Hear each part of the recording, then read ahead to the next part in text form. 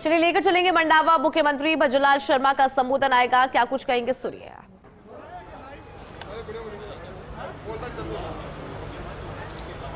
बोलिए भारत माता की, भारत माता की, भारत माता की, रानी सती की, लोहारगल धाम की, शाकंभरी माता की, आप सभी की।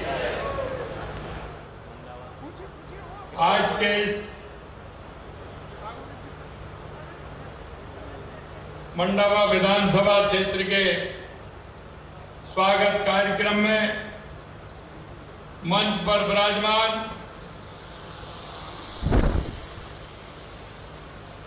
मेरे कैबिनेट में मेरे साथी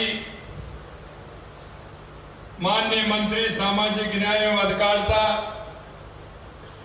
और इस जिले के प्रभारी मंत्री भाई अविनाश गहलोत जी, मेरी कैबिनेट में मेरे दूसरे साथी, आपके पड़ोसी जिले से किसान नेता के रूप में उन्होंने अपनी पहचान बनाई और अब शहरी क्षेत्र का उद्धार कर रहे हैं, ऐसे यूडीएच मंत्री भाई झावर सिंह खर्रा साहब, आपके अपने ही जिनका कि आपने उद्बोधन सुना, ऐसे हमारे पूर्व सांसद नरेंद्र जी कीचड़ साहब, प्रदेश महामंत्री हमारे श्रवण बगड़ी जी, प्रदेश के उपाध्यक्ष मुकेश दादी जी, पार्टी के जिला अध्यक्ष भाई बनवारी लाल सैनी जी, जिला प्रमुख हर्षनी कुलेरी जी, प्रदेश के प्रवक्ता भाई लक्ष्मीकांत भारद्वाज जी, जिला प्रभारी सीकर दिनेश दावाई जी, यात्रा प्रभारी बिशंबर पूनिया जी, भाई राजेश बाबर जी, बबलू चौधरी जी, सुशीला सिंगड़ा जी और मंच पर विराजमान सभी अतिथिगण, मेरे सामने बैठे सभी मेरे पूजाइयों, बुजुर्गों, नौजवान दोस्तों और इतनी बड़ी संख्या में आई मेरी माता बहनों, सबसे पहले तो मैं आप सभी का वंदन करता हूं, अभिनंदन करता हूं, आप सभी को मैं नमन करता हूं, आप सभी को प्रणाम करता हूं। आज मैं आपके बीच में सिर्फ इसलिए कि हमारी माता बहनों की क्या समस्या है, हमारे किसानों की क्या समस्या है, हमारे युवाओं की क्या समस्या है, आमजन से एक मिलना होगा, हमें इस क्षेत्र के लिए क्या करना है, इसलिए मैं आपके बीच में आया हूं। मैं सौभाग्यशाली हूं कि आप सभी के एक साथ मंडावा विधानसभा के सभी भाई और बहनों का दर्शन का लाभ मिला है। निश्चित रूप से मैं धन्य हुआ हूं कि एक साथ आप सभी के दर्शन का मुझे सौभाग्य मिला है, क्योंकि आपने देखा है देश के यशस्वी प्रधानमंत्री नरेंद्र मोदी जी के नेतृत्व में 2014 के बाद देश में परिवर्तन होने लगा है और वो परिवर्तन आप सभी को भी दिख रहा है। और मैं आपको एक बात और कहना चाहता हूं कि उस परिवर्तन में तो देश के यशस्वी प्रधानमंत्री नरेंद्र मोदी जी ने 4 जातियों का जो उल्लेख किया है, उनके परिवर्तन की मिसाल हमारे प्रधानमंत्री जी बने हैं। उन्होंने कहा हमारा युवा, हमारी महिला, हमारा किसान और हमारा मजदूर अगर मजबूत होगा तो हमारा देश भी मजबूत होगा, हमारा राष्ट्र भी मजबूत होगा। यह बात मैं इसलिए कहना चाहता हूं कि गरीब कल्याण की योजनाओं को लेकर के माननीय हमारे देश के यशस्वी प्रधानमंत्री जी चले हैं। पहले गरीब कल्याण की योजनाएं कागज पर चलती थी, कांग्रेस के लोग कहते थे हम अगर 1 रुपया भेजते हैं तो 15 पैसे पहुंचता है। मेरे भाई और बहनों, मैं आपसे कहना चाहता हूं, अब केंद्र से अगर 100 रुपए आते हैं तो 100 के 100 रुपए आपके खाते में जाते हैं। ये बड़ा परिवर्तन प्रधानमंत्री जी ने किया है। आखिर उनकी सोच देखिए, उन्होंने देखा कि हमारी महिलाओं का उद्धार कैसे हो सकता है। उन्होंने देखा कि हमारी महिला शौच के लिए रात्रि का इंतजार करती हैं, सुबह जल्दी जाती हैं। क्या 70 साल में किसी को यह पीड़ा ध्यान में नहीं आई? लेकिन टॉयलेट बनवा करके देश के यशस्वी प्रधानमंत्री नरेंद्र मोदी जी ने हमारी माता बहनों को सम्मान देने का काम किया है। यही नहीं, आप देखेंगे तो सोचेंगे, और आज की युवा पीढ़ी को तो अंदाज नहीं होगा, हमारी जो युवा बहनें उनको भी नहीं होगा, लेकिन मेरे सामने कुछ मेरे बुजुर्ग बैठे हैं, उनको पता है जब बारिश आती थी तो हमारी माता बहनें सबसे पहले इंतजाम ईंधन का करती थी कि खाना किससे बनेगा, उस ईंधन को किस तरह से रखती थी, लेकिन फिर भी वो सील जाता था, फूंक देनी पड़ती थी, लगातार फूंक देते थे, जब जाकर के खाना बनता था। मेरी माता बहनों को गैस का सिलेंडर देकर के देश के यशस्वी प्रधानमंत्री नरेंद्र मोदी जी ने सम्मान देने का काम किया, और हम उसी थीम को लेकर के हमारी राजस्थान की सरकार चल रही है। हमने कहा कि हर घर नल से जल। आपने देखा होगा ये हमारी योजना प्रारंभ हुई, लेकिन कांग्रेस के लोगों ने इसमें कितना बड़ा भ्रष्टाचार किया, और भ्रष्टाचार करते हुए नल से घर पानी पहुंचाने का काम उन्होंने नहीं किया। यह माता बहनों को सम्मान देने का काम, हमारा काम स्टार्ट हुआ है। हमारा जेजेएम में वो काम भी चल रहा है, क्योंकि कांग्रेस के लोगों ने क्या किया कि पानी का स्रोत तो नहीं बनाया, पहले पाइपलाइन डाल दी तो उसका कमीशन ले लिया, उसको गलत तरीके से ठेकेदार पर डलवा दिया। अब पाइपलाइन भी डल गई, पाइप भी गंदे डल गए, ये भी डल गए। अब ये कह रहे हैं कि हमारे पास जांच एजेंसी आ रही है। मैं आपसे पूछना चाहता हूं, ऐसे लोगों की जांच होनी चाहिए कि नहीं होनी चाहिए? होनी चाहिए कि नहीं होनी चाहिए? अब ये कहते हैं कि ये तो जांच एजेंसी आती है, जांच एजेंसी अपना काम करेगी, आप क्यों डरते हो? सच्चे हो तो खड़े हो जाइए, मन क्यों मारते हो? अंतरात्मा से पूछिए कि जनता के पैसे का आपने कैसे दुरुपयोग किया है। मेरे भाई और बहनों, मैं आपसे कहना चाहता हूं, क्योंकि मैं भी सुनता आया था शेखावाटी के लिए यमुना का पानी आना चाहिए, चाहे वो प्रदेश की सरकार कांग्रेस की हो या केंद्र में कांग्रेस की सरकार या हरियाणा में कांग्रेस की सरकार कितनी बार रही है। मैंने सुना है आपके झुंझुनू में तो कांग्रेस के बड़े नेता जैसे चुनाव आते थे तो सफेदी डलवा देते थे कि यहां होकर के आएगी यमुना का पानी, यहां होकर के आएगा, शिलालेख भी लिखवा देते थे। चुनाव आते जब उनको यमुना का पानी नजर आता था, वैसे उनको कुछ नहीं दिखता था। ऐसे कई नेता हैं, प्रदेश में भी रहे, वो मंत्री रहे, केंद्र में भी मंत्री रहे, लेकिन कभी उन्होंने शेखावाटी के लिए काम किया क्या? मैं आपसे मेरे भाइयों में कहना चाहता हूं, हमारी सरकार आते ही हमने देखा कि राजस्थान में क्या आवश्यकता है।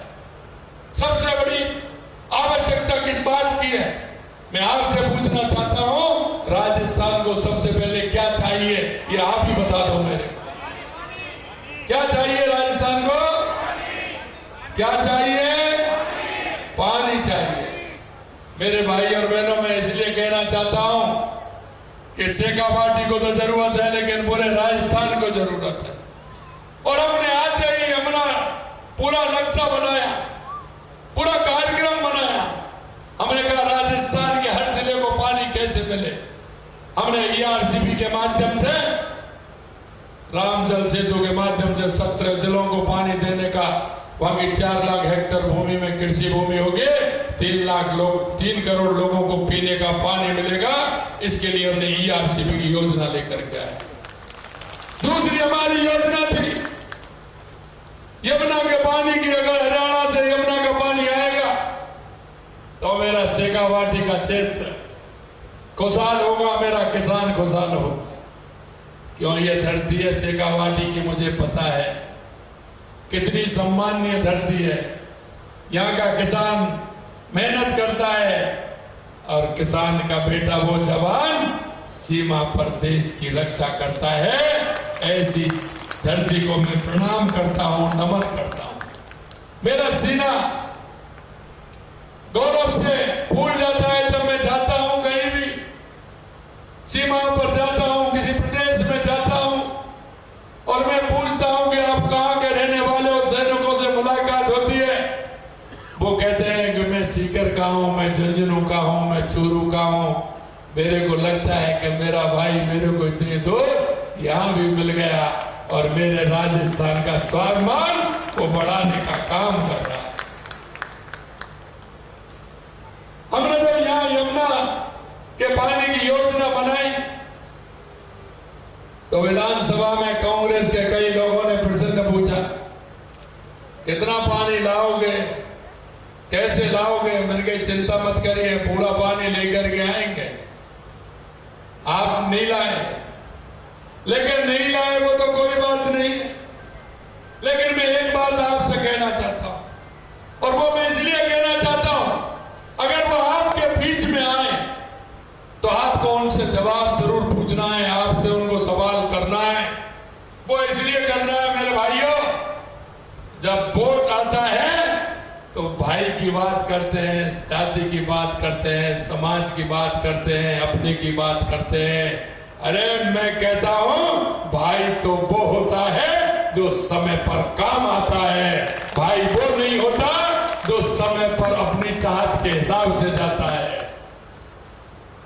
हम यमुना पानी का हमने देश के यशस्वी प्रधानमंत्री नरेंद्र मोदी जी के नेतृत्व में जब हमने बात रखी तो उन्होंने पूर्व मुख्यमंत्री हरियाणा मनोहर खट्टर जी को कहा कि आप राजस्थान को पानी दीजिए, राजस्थान का मुख्यमंत्री आएगा, आप बात करिए और हमारी शेखावाटी के लिए पानी की आवश्यकता है, उसका एम करके राजस्थान को पानी दीजिए।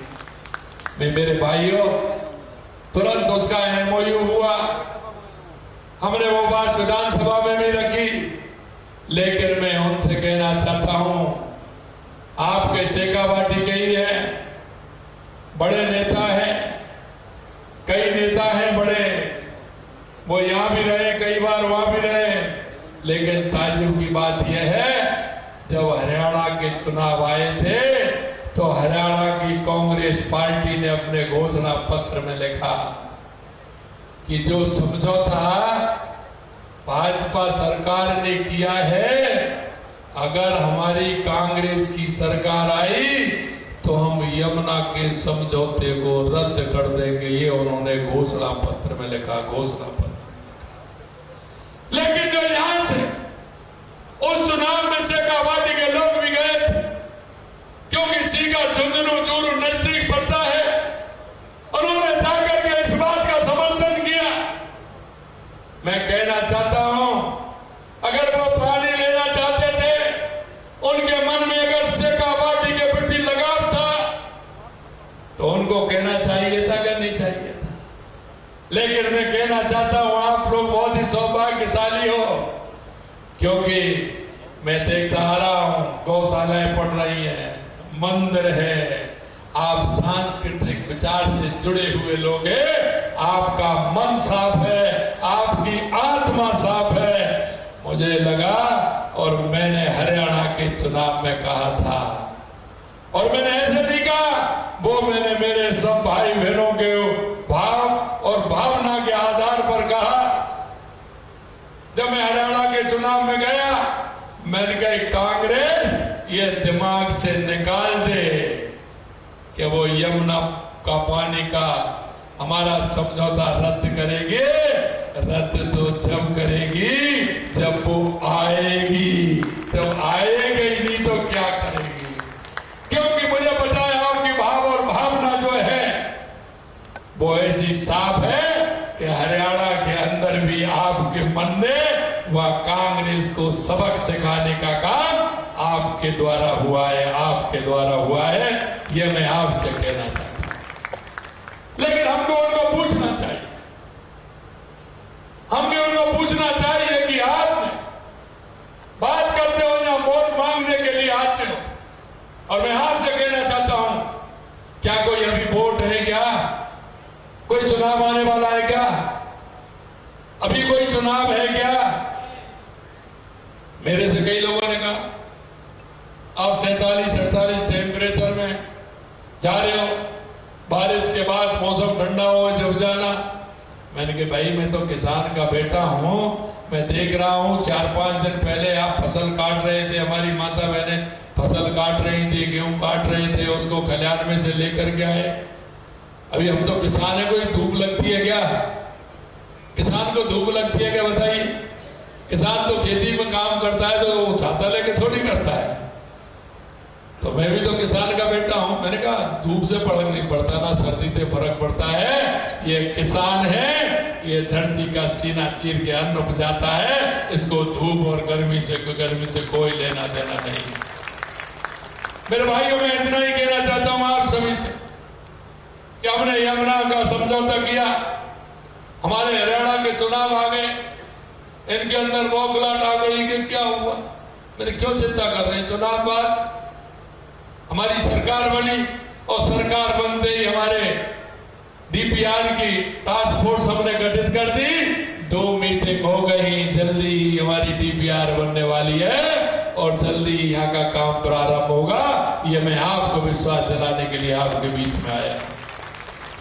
मित्रों मैं इतना कहना चाहता हूं, कहने को तो मेरे पास बहुत कुछ है, बहुत कुछ है। मैं कह सकता हूं आपके यहाँ क्षेत्र में कितना काम किया है, हमारी सरकार ने कितना पैसा बजट में दिया है, वो भी मैं बता सकता हूं। लेकिन सिर्फ मैं इतनी बात कहना चाहता हूं आप सभी से, हम देश के यशस्वी प्रधानमंत्री नरेंद्र मोदी जी के नेतृत्व में जो संकल्प पत्र में हमने आपसे वायदा किया है, हम एक एक वायदे को हमारी सरकार पूरा करे।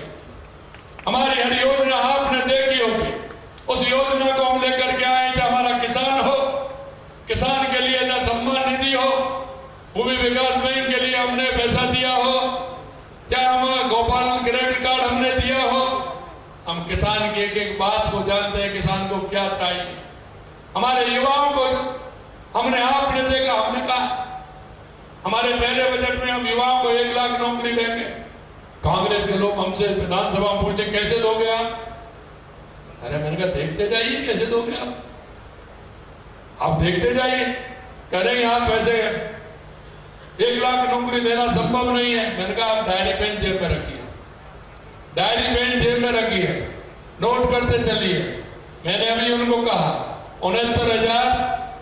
69,000 नियुक्ति पत्र हमने दे दिए। जुलाई में बजट आया था, हमने कहा 1 लाख देंगे, जुलाई तक निकल जाना, 1 लाख नौकरी देने का काम हमारी सरकार करेगी। हमें बताना, हमने पूरे साल का हमने कैलेंडर बना दिया। 1,88,000 पाइपलाइन में है। मैं युवाओं से और युवा बहनों से मैं कहना चाहता हूं आप मेहनत करिए, और आपसे भी कहना चाहता हूं हमारी माता बहनों से, हमारे बुजुर्गों से, अपने युवा भाई बहनों से मेहनत कराइए। कौन सी परीक्षा में बैठना चाहता है, कौन सी में करना चाहता है, मेहनत करिए और निश्चित रूप से राजस्थान की सरकार हमारे युवाओं के सपनों को पूरा करेगी, पूरा करेगी, पूरा।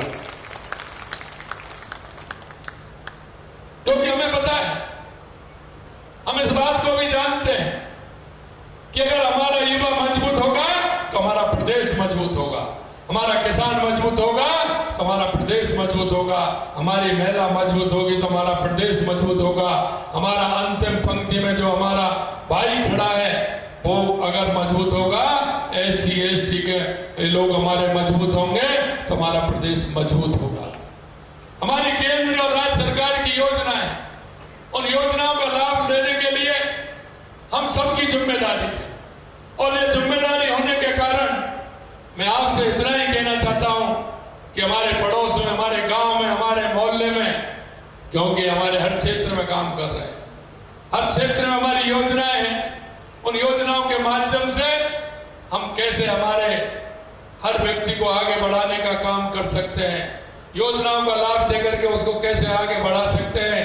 हम एक देश के, प्रदेश के एक सच्चे नागरिक होने के नाते हमारा भी कर्तव्य बनता है, जिससे सरकार की योजनाएं ठीक ढंग से धरातल पर आ सके और उसका लाभ उस पात्र व्यक्ति को मिल सके, ये जिम्मेदारी हम सभी की बनती है।